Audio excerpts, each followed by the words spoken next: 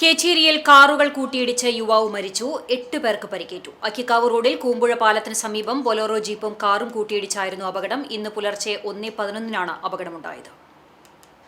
കുറ്റിപ്പുറം അമ്പാല വീട്ടിൽ മുഹൈമീനാണ് മരിച്ചത്. കാലടി പ്രേക്ഷിതാരം കോൺവെന്റിലെ സിസ്റ്റർമാരും ഡ്രൈവറും ഉൾപ്പെടെ 5 പേർക്കും മറ്റൊരു കാറിലുണ്ടായിരുന്ന 3 പേർക്കും പരിക്കേറ്റു.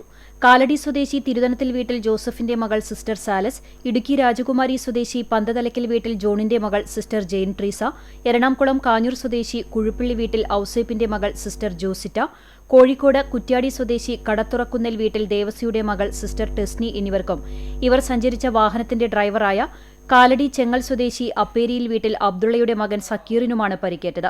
ഇവർക്കു പുറമെ കുറ്റിപ്പുറം അമ്പാല വീട്ടിൽ മുഫള്ളിൽ, ബാസിദ്, മാജിദ് എന്നിവർക്കും പരിക്കുണ്ട്.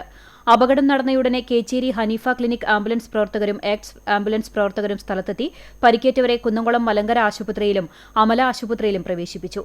അപകടത്തിൽ ഇരുവാഹനങ്ങളുടെയും മുൻവശം പൂർണ്ണമായും തകർന്നു. എരുമപ്പെട്ടി പോലീസ് സ്ഥലത്തെത്തി തുടർ നടപടികൾ സ്വീകരിച്ചു. അപകടത്തെ തുടർന്ന് മേഖലയിൽ ഭാഗികമായി ഗതാഗതം തടസ്സപ്പെട്ടു.